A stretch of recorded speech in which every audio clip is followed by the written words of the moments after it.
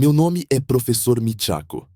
Sou físico teórico na City University of New York e passei as últimas 4 décadas da minha vida olhando para as equações que formam a espinha dorsal da realidade. A teoria das cordas, a relatividade geral, a mecânica quântica.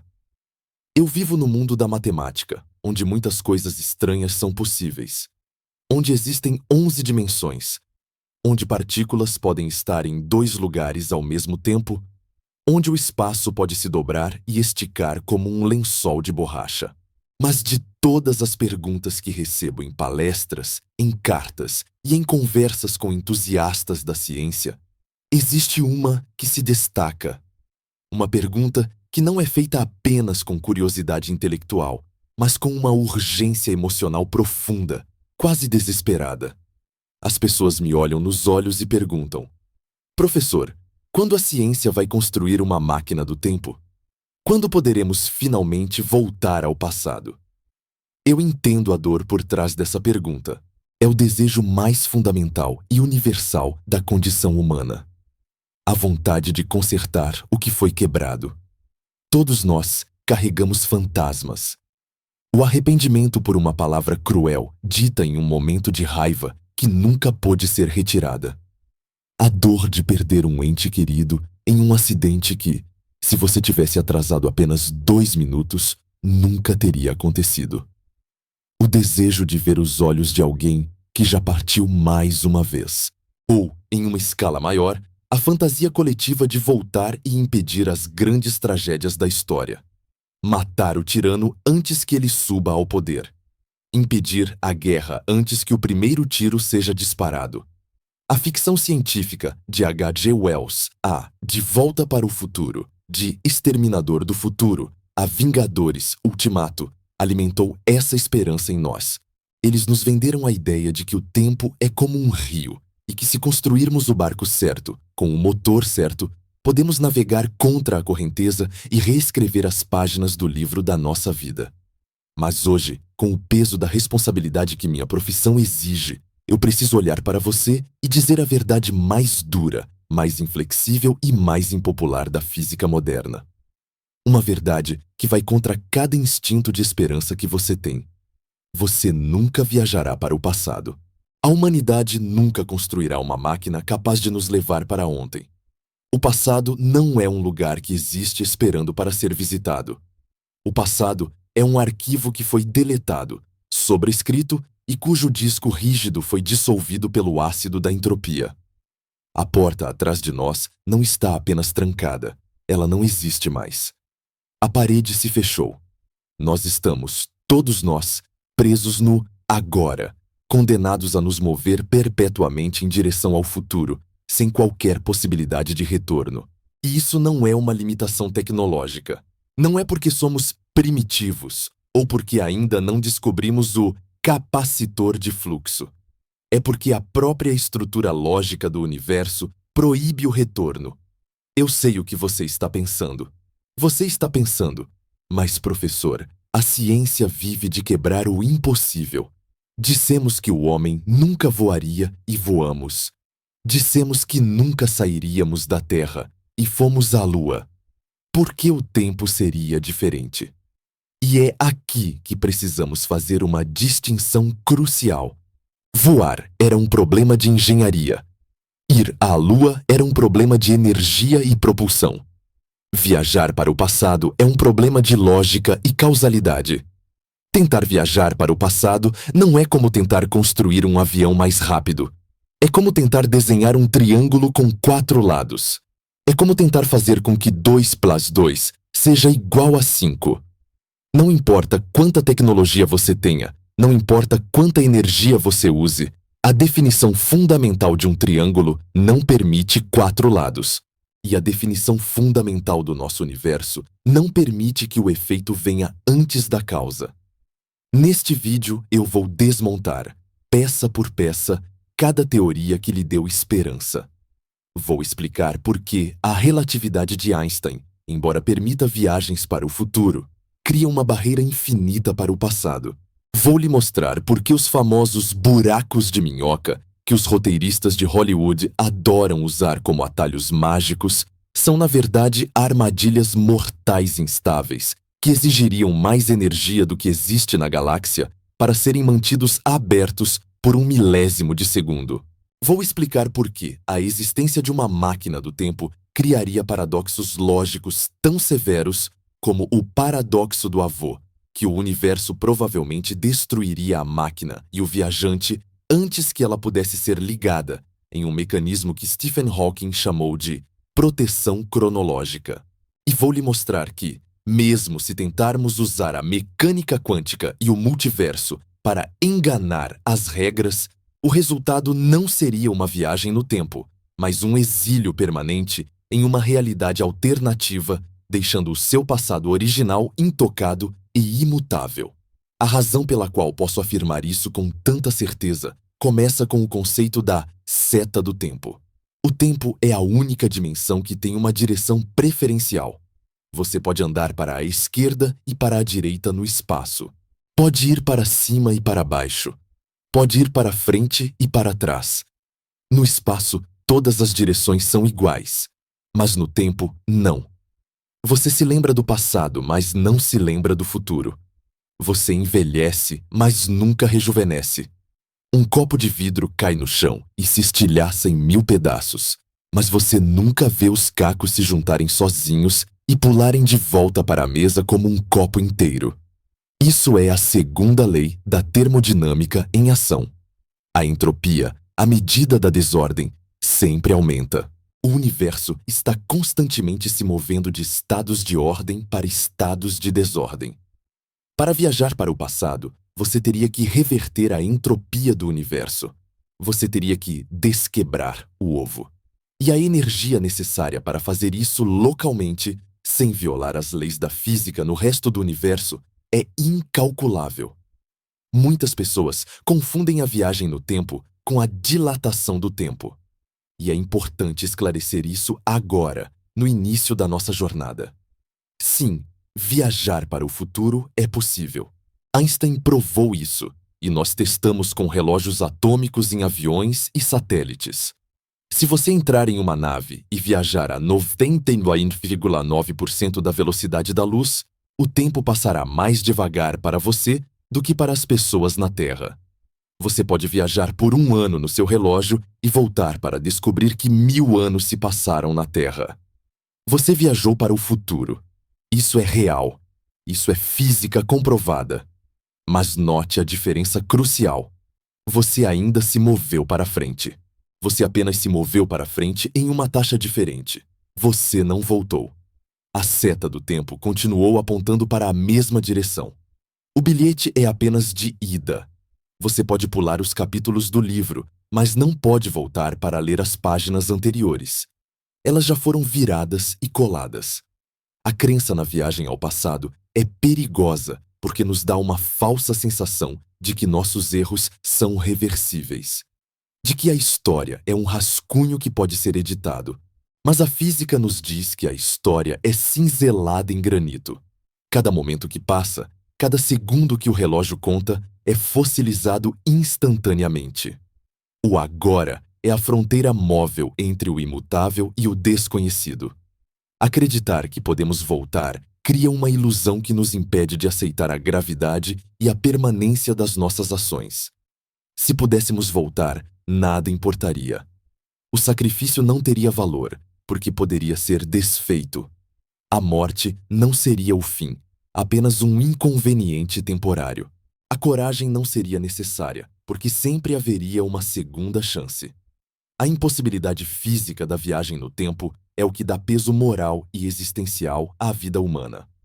Ao longo da próxima hora, vou guiá-lo através do labirinto da física teórica.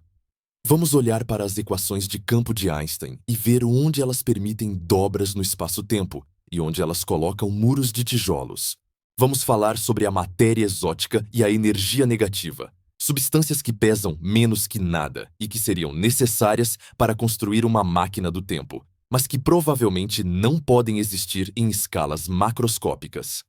Vamos explorar os loops temporais fechados e a loucura lógica que eles provocam. E vamos confrontar a realidade de que o universo parece ter um sistema imunológico contra o paradoxo.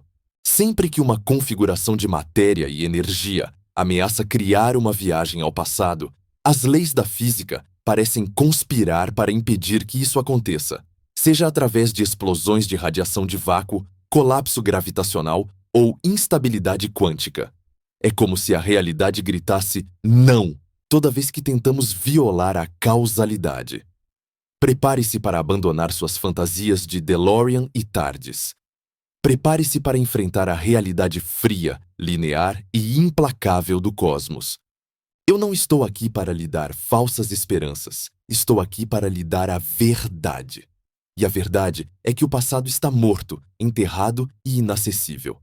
Nós somos viajantes do tempo, sim, mas somos viajantes involuntários, arrastados por uma correnteza infinita em direção a um futuro incerto, olhando para trás enquanto a costa do nosso passado desaparece na neblina para nunca mais ser vista.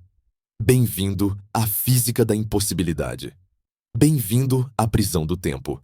Para entender a verdadeira natureza da nossa prisão temporal, precisamos visitar o arquiteto dessa prisão. Precisamos voltar a 1905 e entrar na mente de um jovem funcionário de patentes em Berna, chamado Albert Einstein. Antes dele, acreditávamos que o tempo era absoluto. Acreditávamos que um segundo na Terra era um segundo em Marte, um segundo no Sol e um segundo nos confins da galáxia. Acreditávamos que o tempo fluía uniformemente para todos, como um relógio mestre tic-taqueando no fundo do universo. Mas Einstein destruiu essa ilusão e, ao fazê-lo, ergueu o muro mais alto que a física conhece.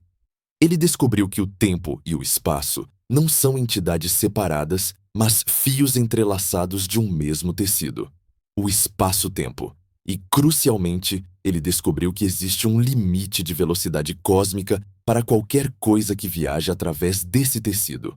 Esse limite é a velocidade da luz, denotada pela letra C. 300 mil quilômetros por segundo. Muitas pessoas veem isso apenas como um número, uma barreira de engenharia a ser quebrada, como a barreira do som foi quebrada por Chuck Yeager. Mas essa é uma analogia perigosamente falsa. A barreira do som é apenas uma resistência do ar. A barreira da luz é uma lei fundamental da causalidade. Nada, absolutamente nada que tenha massa, pode viajar à velocidade da luz. E nada que carregue informação pode viajar mais rápido do que ela. Por que isso importa para a viagem no tempo?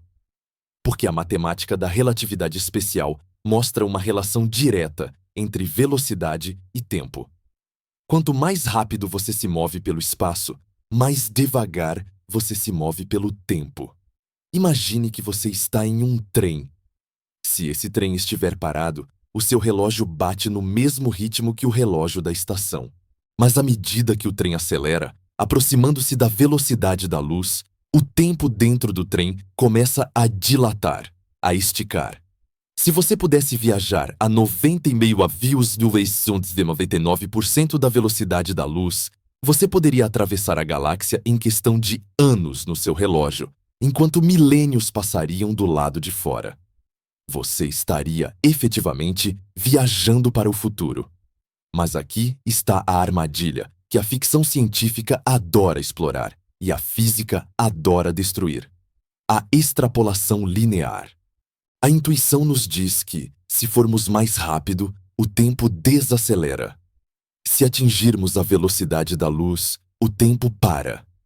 Então, a lógica infantil sugere que, se formos mais rápido que a luz, o tempo deve começar a andar para trás. Devemos ser capazes de inverter o sinal do tempo e navegar para o passado. Parece simples. Apenas pise no acelerador, ultrapasse o limite de C e pronto, você está em ontem. Mas o universo não permite que você pise nesse acelerador. A relatividade nos diz que massa e energia são equivalentes. I x mc2. O que isso significa para uma nave espacial? Significa que, à medida que você acelera, a energia que você coloca no movimento da nave se converte efetivamente em massa. Quanto mais rápido você vai, mais pesada a nave se torna. A 10% da velocidade da luz, o aumento de massa é insignificante. A 90%, a massa da nave mais que dobra. Mas à medida que você adiciona mais decimais, 99%, 99,9%, 99,99%, a massa da nave começa a disparar exponencialmente em direção ao infinito. Para atingir exatamente a velocidade da luz, a sua nave teria massa infinita. E para acelerar uma massa infinita, você precisaria de força infinita, o que exigiria energia infinita. Não existe energia infinita no universo. Mesmo se você convertesse cada estrela, cada planeta, cada átomo de hidrogênio de todo o cosmos em energia pura e a injetasse no motor da sua nave, você ainda não teria energia suficiente para atingir a velocidade da luz, muito menos ultrapassá-la. O universo construiu uma parede de energia infinita exatamente na marca dos 300.000 km/s. É uma assíntota vertical no gráfico da realidade. Você pode chegar cada vez mais perto, mas nunca pode tocar a linha, e certamente nunca pode cruzá-la para o outro lado, onde o tempo supostamente correria para trás. Portanto, a ideia de usar a velocidade bruta para voltar ao passado é fisicamente impossível. Não é uma questão de inventar um motor melhor. É uma questão de que a matemática da realidade resulta em erro ou infinito quando você tenta fazer isso. Mas o muro da física é feito de algo ainda mais resistente do que a necessidade de energia infinita. Ele é feito de lógica. Ele é feito de causalidade. A causalidade é o princípio sagrado de que a causa deve sempre preceder o efeito. Pode parecer uma regra filosófica, mas é a base de toda a física. O vidro cai, depois quebra. O gatilho é puxado, depois a bala sai. Você envia a mensagem, depois ela é recebida. Essa ordem cronológica é o que impede o universo de ser um caos aleatório. A velocidade da luz, na verdade, não é apenas a velocidade dos fótons. É a velocidade da causalidade. É a velocidade máxima com que um evento em um lugar pode influenciar um evento em outro lugar. Se você pudesse viajar mais rápido que a luz, você poderia ultrapassar o sinal de causalidade. Você poderia ver o vidro quebrar antes de ele cair. Você poderia ver o alvo ser atingido antes de o atirador disparar. Se a viagem ao passado fosse possível, a causalidade seria quebrada. Imagine que você tem uma arma de laser superluminal e atira em um alvo a 1 ano-luz de distância. Se o feixe viajar instantaneamente, velocidade infinita, ou voltar no tempo, dependendo do referencial de um observador em movimento, o alvo explodiria antes de você apertar o gatilho. Agora, e se o mecanismo que aciona a sua arma estiver ligado a um sensor no alvo? E se a regra for: se o alvo explodir, a arma trava e não dispara? Se você atira para o passado, o alvo explode. O sensor detecta a explosão no passado e trava sua arma no presente. Então você não atira. Mas se você não atira, o alvo não explode. Se o alvo não explode, a arma não trava, então você atira. Isso não é apenas um enigma divertido para jantar. Isso é uma falha catastrófica na lógica do universo. A física não lida bem com paradoxos. As equações precisam ter soluções consistentes. Se A causa B, B não pode impedir A de acontecer. Permitir viagens ao passado ou viagens mais rápidas que a luz introduz loops causais fechados que tornam a realidade inconsistente. A informação não pode surgir do nada. Um efeito não pode ser sua própria causa. O universo protege a causalidade com ferocidade. A estrutura do espaço-tempo, descrita pelos cones de luz na relatividade especial, divide o universo em 3 regiões para qualquer observador: o passado absoluto, tudo o que poderia ter afetado você; o futuro absoluto, tudo o que você pode afetar; e o algures, ou outro lugar, regiões do espaço-tempo que estão tão distantes que nem a luz poderia ter chegado lá a tempo. Para viajar para o passado, você teria que sair do seu cone de luz futuro e entrar no cone de luz passado ou na região de algures, de uma maneira que violasse a geometria do espaço-tempo. Einstein nos mostrou que esses cones são rígidos. Você pode incliná-los com gravidade extrema, sim, e falaremos sobre buracos de minhoca depois. Mas na estrutura plana ou levemente curvada do universo em que vivemos, os cones de luz são prisões implacáveis. Você está trancado no seu agora, deslizando inexoravelmente para o seu futuro. Tentar pular para o cone de luz passado é como tentar pular para fora da sua própria sombra. Alguns teóricos tentam contornar isso falando sobre táquions, partículas hipotéticas que viveriam sempre mais rápido que a luz e se moveriam para trás no tempo. Mas, se os táquions existissem, eles não poderiam interagir com a matéria comum. Se pudessem, poderíamos usá-los para enviar mensagens para ontem. Não compre essas ações. Não entre naquele avião. Assim que você envia informação para o passado, você cria paradoxos. Se você recebe uma mensagem do futuro dizendo para não fazer algo e você não faz, quem enviou a mensagem? A simples transferência de um bit de informação para o passado viola a causalidade tanto quanto enviar um ser humano. E como o universo parece ser construído sobre a troca de informações consistentes, a existência de táquions comunicáveis é quase certamente proibida. Einstein, portanto, não é o herói da viagem no tempo, ele é o carcereiro. Suas equações são as grades. A equivalência massa-energia é o cadeado. A causalidade é o muro de concreto. Quando você olha para as estrelas e sonha em dobrar as regras, lembre-se de que você é um ser feito de massa, governado por energia, existindo dentro de um tecido, onde o antes e o depois não são sugestões, mas leis absolutas. Nós somos escravos da seta do tempo. A relatividade nos dá uma maneira de enganar a morte, viajando para o futuro longínquo, congelando nosso envelhecimento biológico em relação ao cosmos, mas ela bate a porta na nossa cara se tentarmos recuperar um único segundo perdido. O caminho para trás está bloqueado não por falta de imaginação, mas pela própria arquitetura da existência. O ontem é um território proibido, protegido pelas sentinelas da massa infinita e da lógica causal. E nenhuma nave, não importa quão avançada, pode derrotar a matemática fundamental. Agora, chegamos ao momento em que os defensores da viagem no tempo, encurralados pela relatividade especial e pela barreira da velocidade da luz, tentam jogar sua última e mais brilhante carta. Eles olham para as minhas próprias equações, para o campo da relatividade geral, e dizem: professor, você está sendo desonesto. Você sabe que Einstein não proibiu apenas a viagem no tempo. Ele também nos deu a planta para realizá-la. Você está ignorando os buracos de minhoca. E eles têm razão, em parte. Se olharmos puramente para a geometria do espaço-tempo, para a matemática abstrata que descreve a curvatura do universo, as equações de Einstein permitem, sim, a existência de atalhos. Estruturas conhecidas como pontes de Einstein-Rosen, que conectam dois pontos distantes no espaço e, teoricamente, dois pontos diferentes no tempo. Na lousa de um físico é uma solução elegante. Você dobra o papel do universo, faz um furo através dele e conecta o ontem ao hoje.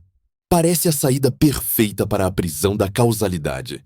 Mas há uma diferença brutal, uma diferença intransponível entre o que a matemática permite e o que a realidade física suporta. E é aqui que a guilhotina tecnológica cai para cortar a cabeça de qualquer esperança de construir tal máquina. Vamos analisar o que realmente é um buraco de minhoca. Imagine que o espaço-tempo é uma membrana flexível.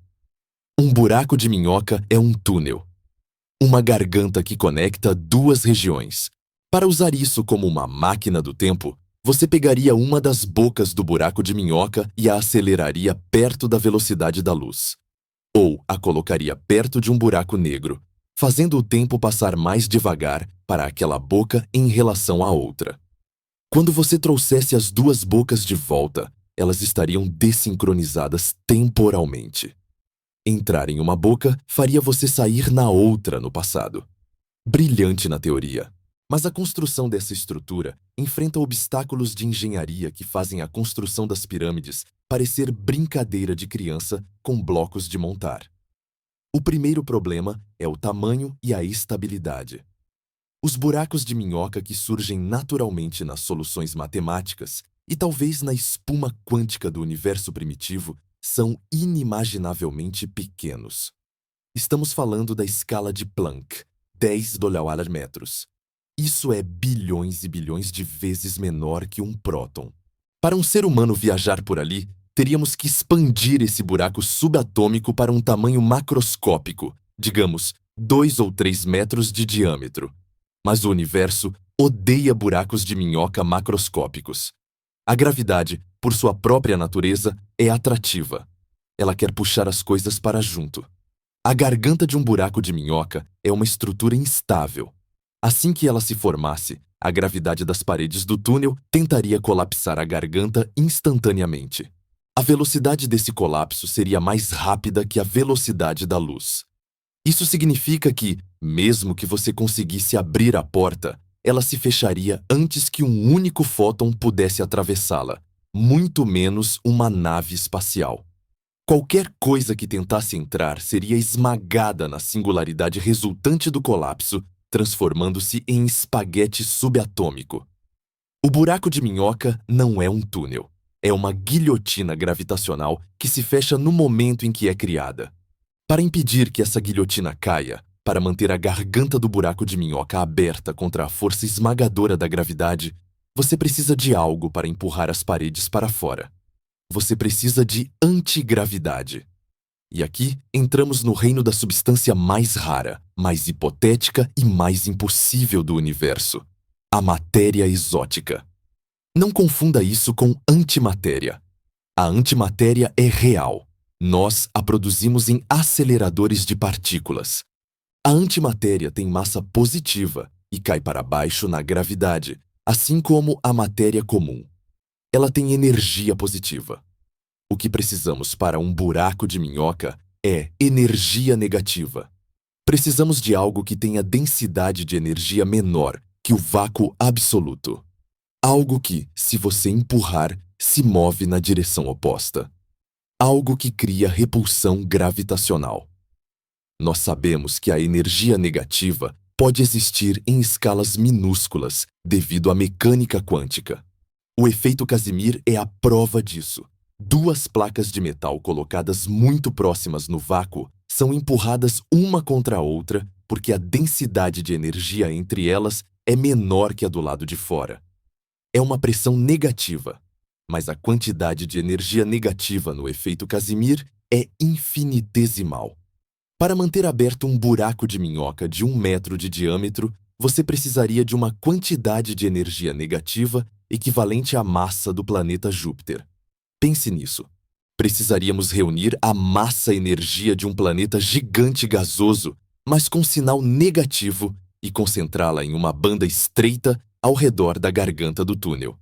Nós não temos a menor ideia de como extrair ou concentrar energia negativa nessas quantidades. Pode ser fisicamente impossível. As leis da termodinâmica quântica sugerem que você não pode acumular grandes quantidades de energia negativa sem pagar com uma quantidade ainda maior de energia positiva em outro lugar, o que provavelmente desestabilizaria todo o sistema. Estamos falando de uma engenharia que exige materiais que não existem na tabela periódica e que talvez não possam existir em estados estáveis no nosso universo. Mas vamos ser otimistas ao extremo. Vamos supor que uma civilização tipo Trezzo, capaz de manipular a energia de galáxias inteiras, consiga criar essa matéria exótica e estabilize a garganta do buraco de minhoca. O túnel está aberto. O caminho para o passado está lá. O que acontece quando ligamos a máquina? Aqui entra o golpe de misericórdia da natureza. O feedback de radiação. Imagine que você tem um sistema de som, um microfone e um alto-falante. Se você colocar o microfone muito perto do alto-falante, você cria um ciclo de feedback. O som sai do alto-falante, entra no microfone, é amplificado, sai de novo e você ouve aquele guincho agudo ensurdecedor que pode queimar o equipamento. Um buraco de minhoca que permite viagem no tempo é exatamente como esse sistema de som, mas com radiação eletromagnética e flutuações quânticas do vácuo. No momento em que a máquina do tempo é ativada, ou seja, no momento em que o passado se torna acessível, qualquer fóton de luz que entrar na boca do buraco de minhoca pode viajar para o passado, sair pela outra boca, viajar pelo espaço normal de volta à primeira boca e entrar nela novamente no mesmo instante em que entrou pela primeira vez, mas agora duplicado. E ele fará isso de novo, e de novo, infinitas vezes em uma fração de segundo. A mesma coisa acontece com as flutuações do vácuo quântico. Elas entrariam em um loop fechado, circulando através do tempo e do espaço, acumulando energia a cada passagem. Em uma fração de segundo imensurável, a densidade de energia dentro do buraco de minhoca dispararia para o infinito. O guincho do feedback quântico seria uma explosão de energia tão violenta que vaporizaria o buraco de minhoca, a nave, o laboratório e provavelmente uma boa parte do planeta onde a máquina foi construída. A própria estrutura do espaço-tempo não suporta a densidade infinita de energia que se acumula no horizonte de Cauchy, a fronteira onde a viagem no tempo se torna possível. Stephen Hawking analisou isso extensivamente e concluiu que as leis da física conspiram para destruir qualquer máquina do tempo no instante exato de sua ativação. É como se o universo tivesse um disjuntor de segurança. Se você tentar violar a causalidade criando um loop temporal, o disjuntor dispara e queima o circuito antes que o loop se feche. Portanto, a solução dos buracos de minhoca não é uma solução, é uma armadilha. Ela exige materiais que não existem, matéria exótica em escala planetária, para construir uma estrutura que é fundamentalmente instável e que, se forçada a funcionar, se autodestrói devido à amplificação infinita de radiação. Não é apenas uma questão de não temos tecnologia suficiente ainda. É uma questão de que os blocos de construção necessários são proibidos ou explosivos. A ficção científica ignora a energia negativa e o feedback de radiação porque eles estragam a história. Mas na vida real, na física real, esses fatores são os guardiões implacáveis da cronologia. E não podemos esquecer as outras propostas exóticas, como os cilindros de Tipler ou as cordas cósmicas. O físico Frank Tipler propôs que, se você tivesse um cilindro infinitamente longo e o girasse perto da velocidade da luz, ele arrastaria o espaço-tempo ao redor dele, permitindo viagens ao passado. Mas note a palavra-chave: infinitamente longo. Um cilindro finito não funciona, e o universo não contém massa infinita para construir um cilindro infinito. Novamente, a matemática permite a viagem no tempo apenas em condições impossíveis, em universos que não são o nosso. O nosso universo, finito, com energia positiva e dominado pela radiação, é hostil à geometria necessária para voltar atrás. A guilhotina tecnológica é afiada e precisa. Ela separa a imaginação da realidade. Ela nos diz que, embora possamos sonhar com portais rodopiantes e atalhos através das estrelas, a infraestrutura do cosmos não foi projetada para suportar tais violações. Tentar forçar o universo a permitir o retorno ao passado é lutar contra a gravidade, contra a energia do vácuo e contra a própria luz. E nessa luta, a física sempre vence. O buraco de minhoca, longe de ser nossa carruagem para o ontem, é apenas mais um beco sem saída matemático, fascinante no papel, mas fatal na prática. A porta permanece fechada e a chave, feita de energia negativa inimaginável, está para sempre fora do nosso alcance. Vamos agora deixar de lado, por um momento, a engenharia impossível a energia negativa inexistente e os buracos de minhoca colapsantes. Vamos fazer um exercício de imaginação suprema. Vamos supor que uma civilização divina nos entregue uma máquina do tempo pronta, funcional e estável. Uma caixa preta que ignora as restrições de energia e permite que você abra uma porta para o ano de 1920. Você entra, armado com uma pistola e uma determinação de ferro. Seu objetivo é nobre: encontrar um jovem ditador austríaco antes que ele inicie a Segunda Guerra Mundial e eliminar a ameaça. Você o encontra, aponta a arma e puxa o gatilho. O alvo cai. A história é alterada. Milhões de vidas são salvas. Você retorna ao futuro como um herói invisível. Parece perfeito, não é? É o roteiro de 1000 filmes. Mas é aqui que a física para de ser uma questão de átomos e se torna uma questão de pesadelo lógico. Porque ao puxar aquele gatilho, você não salvou o mundo. Você quebrou a realidade. Considere a sequência de eventos. Você voltou porque o ditador causou uma guerra terrível. Mas se você o matou antes da guerra, a guerra nunca aconteceu. A história do século XX foi reescrita como uma era de paz relativa. Mas se a guerra nunca aconteceu, então no seu presente você nunca aprendeu sobre os horrores que ele cometeu. Você nunca teve um motivo para construir ou usar a máquina do tempo. Você nunca teve um motivo para voltar a 1920. Então, se você não voltou, você não o matou. E se você não o matou, ele vive. E se ele vive, ele causa a guerra. E se ele causa a guerra, você tem um motivo para voltar. Então você volta e o mata. Este é o clássico paradoxo do avô. Não é apenas uma curiosidade filosófica de bar. É uma falha catastrófica no sistema operacional do universo. É uma contradição lógica absoluta.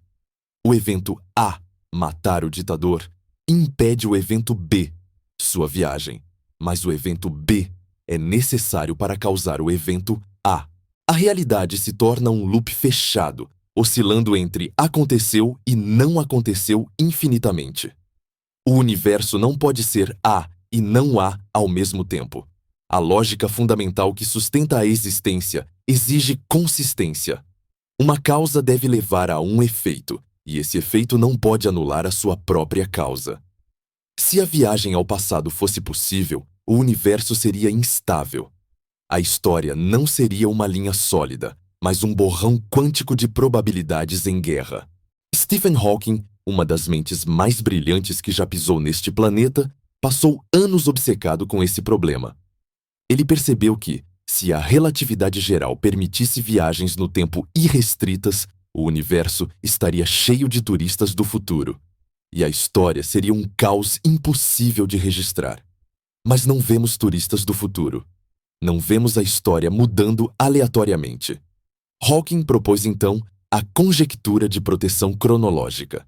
Ele sugeriu que as leis da física conspiram ativamente para impedir a formação de curvas tipo tempo fechadas, o termo técnico para viagens ao passado.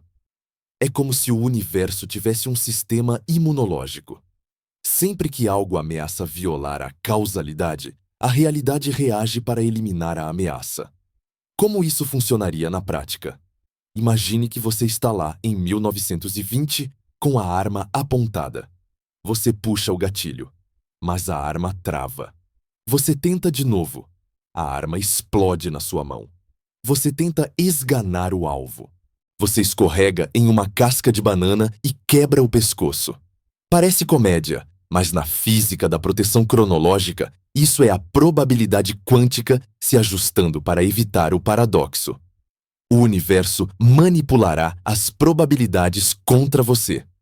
A chance de a arma travar pode ser 1 em 1 milhão, mas se o disparo criar um paradoxo, a arma travará 100% das vezes. O universo prefere uma arma defeituosa a uma realidade quebrada.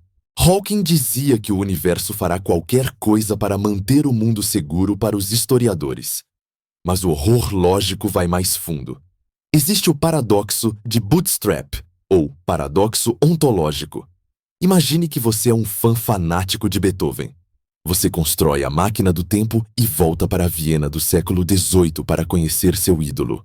Mas, para seu horror, você descobre que Beethoven não existe, ou é um camponês sem talento. Desesperado para preservar a música que você ama, você pega as partituras da Nona Sinfonia que trouxe do futuro e as publica sob o nome de Ludwig van Beethoven. O mundo celebra a música. A história continua. Mas pare e pense. Quem escreveu a Nona Sinfonia? Você não escreveu. Você copiou de Beethoven. Mas Beethoven não escreveu. Ele copiou de você. A música existe, a informação existe, mas ela não tem origem. Ela surgiu do nada, um loop de informação sem criador. Isso viola as leis da termodinâmica e da informação. O universo não cria complexidade do nada.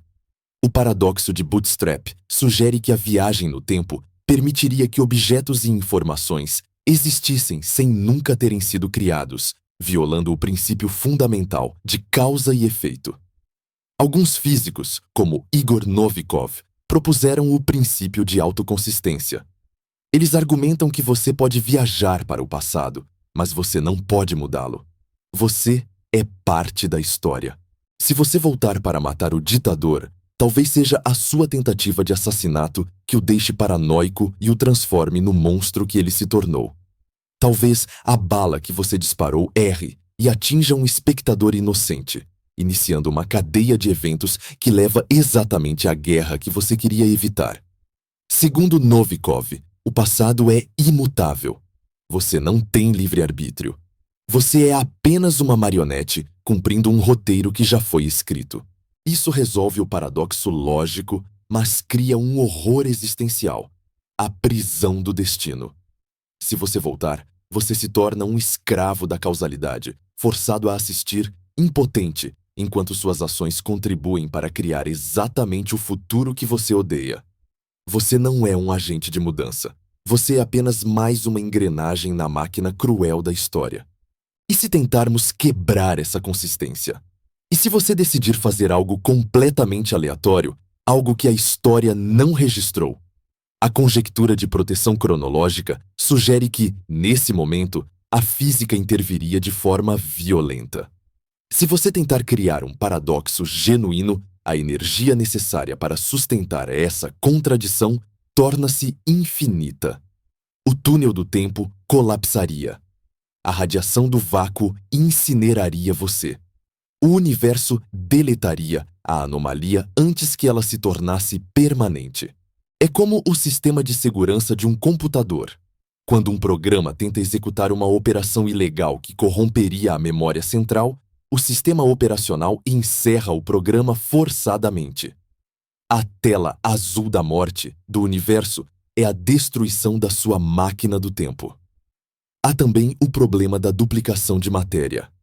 Se você voltar um dia no tempo e encontrar a si mesmo, agora existem dois de você. A massa do universo aumentou instantaneamente em 70 ou 80 quilos. De onde veio essa massa? A lei da conservação de energia diz que a energia não pode ser criada nem destruída. Se você aparece no passado, você violou a conservação de energia do universo naquele momento. Para equilibrar a equação, o universo teria que remover uma quantidade equivalente de massa de algum lugar, ou a própria estrutura do espaço-tempo teria que se curvar para acomodar essa violação. Multiplique isso por milhares de viagens e você tem um universo onde a massa e a energia flutuam aleatoriamente, desestabilizando órbitas planetárias e estruturas estelares. A viagem no tempo não é um evento isolado, é um crime contra as constantes fundamentais. A ficção científica adora nos dizer que o tempo é flexível, que podemos criar linhas do tempo alternativas, ramificações, multiversos.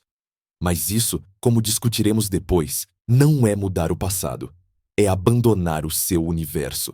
Se falarmos estritamente sobre a nossa linha do tempo, a nossa realidade, a lógica é uma grade de ferro. O paradoxo do avô não é um quebra-cabeça para ser resolvido, é um sinal de pare colocado pela natureza. O fato de existirmos aqui, Agora, com uma história coerente, é a prova de que a viagem ao passado nunca aconteceu e nunca acontecerá. Se fosse possível, a realidade já teria se desfeito em um caos de paradoxos e loops causais há bilhões de anos. A estabilidade do nosso presente depende da inviolabilidade do nosso passado. Portanto, o horror lógico é talvez o mais assustador de todos, porque ele não depende de termos tecnologia insuficiente. Ele depende da própria definição de verdade. Para que a viagem ao passado fosse real, a verdade teria que ser relativa, contraditória e quebrada. O universo teria que ser um lugar onde as coisas podem acontecer e não acontecer simultaneamente. E, por mais estranha que seja a mecânica quântica no nível subatômico, no nível macroscópico, no nível da história humana, o universo escolheu a ordem. Ele escolheu a causalidade. Ele escolheu nos proteger da loucura dos paradoxos, trancando a porta do ontem e jogando a chave no poço sem fundo da impossibilidade lógica. Você não pode matar seu avô. Você não pode salvar quem você ama. Você não pode consertar seus erros. A lógica do cosmos é fria, dura e absolutamente inegociável. Quando encurrala os entusiastas da viagem no tempo com a parede da relatividade e a guilhotina dos paradoxos, eles quase sempre recorrem ao seu último refúgio. Eles sorriem com um ar de superioridade e dizem: "Mas, professor, você está pensando em termos clássicos. Você está ignorando a mecânica quântica. Você não assistiu Vingadores Ultimato? Se mudarmos o passado, não alteramos o nosso futuro, apenas criamos uma nova linha do tempo ramificada." E aqui entramos na fase final e mais cruel da nossa desilusão: a decepção quântica. Sim, existe uma interpretação válida da física quântica, proposta por Hugh Everett em 1957, chamada de interpretação de muitos mundos. Ela sugere que, no nível subatômico, toda vez que um evento quântico tem múltiplos resultados possíveis, todos eles acontecem. O universo se divide. Em um ramo, o gato de Schrödinger está vivo. No outro, está morto. David Deutsch, um pioneiro da computação quântica, aplicou isso às viagens no tempo para resolver o paradoxo do avô. Segundo esse modelo, se você voltar e matar seu avô, você não deixa de existir. Você simplesmente criou um novo universo, um universo B, onde seu avô morreu jovem e você nunca nasceu. Mas você, o assassino, veio do universo A, onde seu avô viveu. Não há contradição lógica, não há paradoxo. Parece a solução perfeita, não é? A liberdade total para reescrever a história sem quebrar a causalidade. Mas eu quero que você pare e pense profundamente sobre o que isso realmente significa. Se essa teoria for verdadeira, então o que você está fazendo não é viagem no tempo, é turismo dimensional. E mais importante, não é uma forma de conserto, é uma forma de abandono. Vamos voltar ao nosso exemplo emocional. Digamos que você perdeu sua esposa em um acidente de carro trágico. Você constrói a máquina quântica para voltar e salvá-la. Você volta para o dia do acidente, fura o pneu do carro dela, ela não sai de casa e sobrevive. Você a abraça, chora de alegria e vivem felizes para sempre. Sucesso? Não. Isso é uma ilusão trágica. Porque, segundo a mecânica do multiverso, você não mudou o seu passado. A linha do tempo de onde você veio, a linha do tempo A, ainda existe. Naquele universo original, o acidente aconteceu.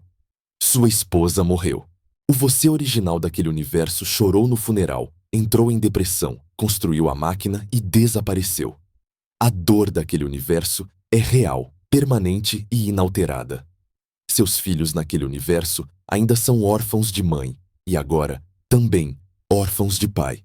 Porque você os abandonou para fugir para outra realidade. Você não salvou a sua esposa. Você simplesmente se mudou para um universo alternativo. O universo B, onde uma cópia dela sobreviveu. Você trocou uma realidade onde sofria por uma realidade onde é feliz, mas deixou para trás todo o sofrimento intacto. Isso não é redenção. Isso é fuga. É o equivalente cósmico de abandonar sua família falida para ir morar com uma família rica em outra cidade e fingir que nada aconteceu. E a situação fica ainda mais grotesca existencialmente. Quando você chega nesse universo B, onde sua esposa está viva, já existe uma versão de você lá. O você B. Ele acordou naquela manhã, viu o pneu furado, que você furou. Ficou chateado, mas feliz por estar com a esposa. De repente, você aparece. O você A. Agora existem dois de vocês. O que você faz? Você mata o seu eu alternativo para tomar o lugar dele? Você o expulsa? Ou você vive escondido nas sombras, observando a felicidade dele com a mulher que você ama, sabendo que ela não é sua esposa, mas uma cópia quântica idêntica? Você se torna um impostor na sua própria vida. Um fantasma deslocado, assombrando uma realidade que não lhe pertence. Você nunca estará em casa novamente. Você será, para sempre, um exilado cronológico, um refugiado de uma tragédia que só você lembra. A solução do multiverso, portanto, não oferece o que o coração humano deseja. Nós não queremos apenas que a pessoa amada esteja viva em algum lugar. Queremos que ela esteja viva aqui, conosco, na nossa história. Queremos apagar a dor, não apenas fugir para um lugar onde a dor não existe. A viagem no tempo quântica, se fosse possível, seria a experiência mais solitária imaginável. Você estaria constantemente cortando seus laços com a realidade. Cada vez que você mudasse algo, você estaria, na verdade, saltando para um novo galho da árvore infinita, deixando para trás o galho anterior apodrecendo. Você seria um nômade dimensional, incapaz de criar raízes, porque cada escolha de voltar é, na verdade, um ato de deserção. Além do horror existencial, há o problema físico da conservação. A teoria dos muitos mundos resolve o paradoxo lógico, mas não resolve o problema da energia. Criar uma nova ramificação do universo não é trivial. Alguns físicos argumentam que a energia necessária para bifurcar a realidade macroscópica, para criar uma cópia inteira do universo a partir do momento da sua chegada, é infinita. O universo não se divide de graça. Cada átomo, cada fóton, cada galáxia teria que ser duplicada em uma nova configuração. De onde vem a massa-energia para criar esse novo universo? A ideia de que uma pequena máquina feita por humanos poderia gerar o Big Bang necessário para inflar uma nova linha do tempo é absurda. É mais provável que, se você tentasse voltar, você simplesmente não conseguiria sair da sua trilha. A função de onda do universo é única e, embora possa ter muitos componentes, nós estamos presos na superposição que habitamos. E pense na confusão de identidade. Se o multiverso é real e todas as possibilidades acontecem, então a viagem no tempo se torna irrelevante. Porque já existe um universo onde sua esposa não morreu. Já existe um universo onde Hitler foi aceito na escola de arte. Já existe um universo onde você é rico, pobre, rei ou mendigo. Tudo o que pode acontecer, acontece. Se tudo já acontece, qual é o sentido de viajar? Você não está criando nada novo. Você está apenas mudando o canal da televisão cósmica. Mas você, a sua consciência, a sua continuidade de memória, está presa ao canal em que nasceu. Tentar sintonizar outro canal não muda o filme que está passando no canal original. A ficção científica usa o multiverso como uma varinha mágica para dizer: olha, consertamos tudo. Mas eles raramente mostram os corpos deixados para trás. Eles não mostram o universo original que continua queimando. Em Vingadores, quando eles voltam e pegam as joias do infinito, eles criam ramificações condenadas. Eles salvam o seu próprio agora, mas e as realidades que eles perturbaram? E os mundos que ficaram sem suas joias protetoras? A viagem no tempo baseada em ramificação é inerentemente egoísta. Ela sacrifica a integridade de outras realidades para o benefício da sua. ou sacrifica a sua realidade original para o benefício do seu conforto pessoal. Portanto, mesmo que a física quântica permita essa bizarrice, ela não é a viagem no tempo que sonhamos. Não é a restauração. É a substituição. É a criação de uma falsificação perfeita. Se você segurar a mão daquela pessoa salva no novo universo, você sempre saberá, no fundo da sua mente, que a versão original daquela mão, a mão que você segurou primeiro, está fria e sem vida em um caixão em outro universo inalcançável. E essa verdade assombraria você até o fim dos seus dias. Você seria um alienígena em um mundo familiar. A decepção quântica é cruel porque ela nos oferece tecnicamente o que pedimos. Ela está viva, mas rouba o significado disso. O universo nos diz: você pode ter a cópia, mas nunca terá o original de volta. A perda é absoluta, mesmo no multiverso. A seta do tempo pode se ramificar, mas para a sua consciência subjetiva, ela nunca, jamais, dá meia volta. O dano é permanente, e nenhuma quantidade de mecânica quântica pode curar a ferida da irreversibilidade. Chegamos, enfim, ao término da nossa longa jornada através das barreiras do tempo. Nós confrontamos o muro de luz de Einstein. Nós olhamos para o abismo da energia infinita necessária para dobrar o espaço. Nós encaramos o horror lógico dos paradoxos que ameaçam a estrutura da realidade e desmascaramos a falsa esperança dos multiversos, que nos oferecem apenas cópias e exílio, nunca o verdadeiro retorno.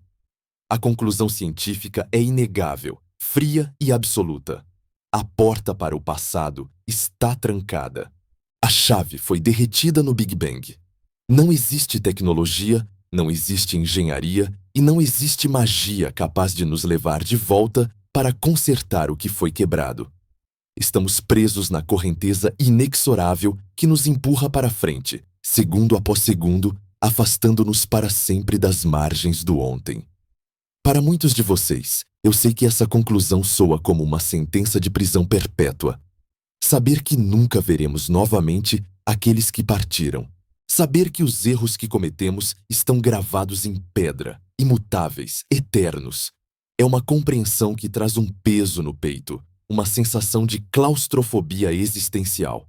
A física nos diz que somos criaturas efêmeras, deslizando sobre uma superfície de gelo fino que derrete atrás de nós a cada passo. Não há caminho de volta. A perda é permanente. Mas eu quero convidar você, agora, a mudar a perspectiva. Quero que você pare de olhar para essa impossibilidade como uma maldição e comece a vê-la como a característica mais essencial e bela da nossa existência. Porque se pararmos para pensar profundamente, a irreversibilidade do tempo não é o que nos aprisiona, é o que nos define, é o que nos dá significado. Imagine por um momento que eu estivesse errado. Imagine que a viagem no tempo fosse fácil e acessível. Imagine que você tivesse um botão de desfazer, como em um editor de texto, ou um save point, como em um videogame. Se você cometesse um erro, bastaria apertar o botão. Se você dissesse algo cruel para alguém que ama, poderia voltar e não dizer. Se tomasse uma decisão de carreira ruim, poderia voltar e escolher a outra porta. Se vivesse uma vida medíocre, poderia voltar e tentar de novo, e de novo, e de novo, infinitamente. Parece o paraíso, não é? Mas pense nas consequências para a alma humana. Em um mundo onde tudo pode ser desfeito, nada tem valor. Se a morte não fosse permanente, a vida não seria preciosa. Se o risco não fosse real, a coragem não existiria. Se você pudesse apagar suas falhas, você nunca aprenderia, nunca cresceria, nunca evoluiria. Você seria uma criança eterna em um playground sem consequências. O amor perderia sua urgência. Por que dizer eu te amo hoje, se posso voltar e dizer amanhã? Por que perdoar agora, se tenho todo o tempo do mundo? A existência se tornaria leve, insuportavelmente leve, desprovida de gravidade moral. Seríamos fantasmas, vagando em um rascunho eterno, nunca vivendo a versão final da nossa história. É a seta do tempo, essa lei implacável da termodinâmica que injeta peso e propósito em cada segundo que respiramos. O fato de que você não pode voltar torna o agora o recurso mais escasso e valioso do universo. Cada escolha que você faz é um ato de criação permanente. Quando você escolhe ser gentil, essa gentileza é escrita na estrutura do cosmos para sempre. Quando você escolhe ser corajoso, essa coragem se torna parte indelével da história do universo. Nós não somos meros observadores passando pelo tempo. Nós somos escultores. Mas esculpimos em um material que endurece instantaneamente. Não podemos corrigir a talha anterior. Só podemos guiar o cinzel para o próximo golpe com mais sabedoria, com mais intenção, com mais amor. Essa é a pílula vermelha da física temporal. Aceitar que o passado morreu é a única maneira de viver plenamente o presente. Quantos de nós passamos a vida como viajantes do tempo frustrados? Nossos corpos estão aqui, no presente, mas nossas mentes estão presas em 2010, em 1995, revivendo repetidamente os mesmos erros, as mesmas conversas, as mesmas dores. Somos assombrados por fantasmas que nós mesmos invocamos. Nós negligenciamos a única realidade que existe. O cheiro do café agora, o toque da mão de quem amamos agora, a luz do sol na janela agora, para viver em um museu de memórias empoeiradas que não podemos tocar. A física nos diz para largar essa bagagem. Ela nos diz que olhar para trás é olhar para o vazio. O passado não existe mais fisicamente. São apenas sinapses disparando no seu cérebro no presente, criando a ilusão de um lugar. Sofrer pelo passado é sofrer por uma alucinação. A única máquina do tempo que funciona, a única que a natureza permite, é a sua consciência surfando a crista da onda do presente. Você é um viajante do tempo. Você está viajando para o futuro à taxa de 1 segundo por segundo. E essa é a viagem mais emocionante que existe, porque o destino é desconhecido. O futuro não está escrito. Ao contrário do passado, que é rocha sólida, o futuro é fumaça e potencial. Então, o que faremos com esse conhecimento? Devemos parar de tentar encontrar a porta dos fundos da realidade. Devemos parar de esperar que uma tecnologia mágica venha nos salvar das nossas escolhas. Devemos assumir a responsabilidade total pela nossa linha do tempo. Se você feriu alguém, não deseje voltar para desfazer. Peça perdão agora e construa um futuro melhor. Se você perdeu alguém, não deseje voltar para trazê-lo de volta. Honre a memória dele, vivendo uma vida que o deixaria orgulhoso agora. Se você cometeu erros, não deseje apagá-los. Use-os como o alicerce de sabedoria sobre o qual você construirá quem você vai ser amanhã. A impossibilidade da viagem no tempo é, no final das contas, um presente. É o universo nos dizendo: preste atenção, isso não é um ensaio. Isso é a estreia e a única apresentação. Não desperdice seus versos olhando para o roteiro que já foi lido. Nós somos as únicas criaturas que conhecemos que têm consciência do tempo. Isso é um fardo, sim, mas também é um privilégio. Podemos ver a finitude.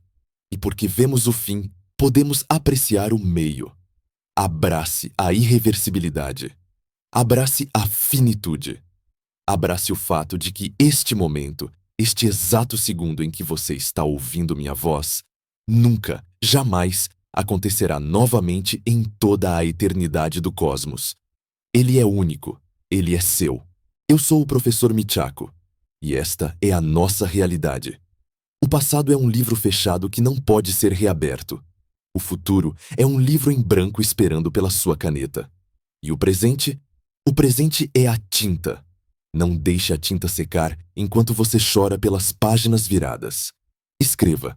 Escreva agora. Porque a seta do tempo não espera por ninguém. E a única direção possível é para a frente.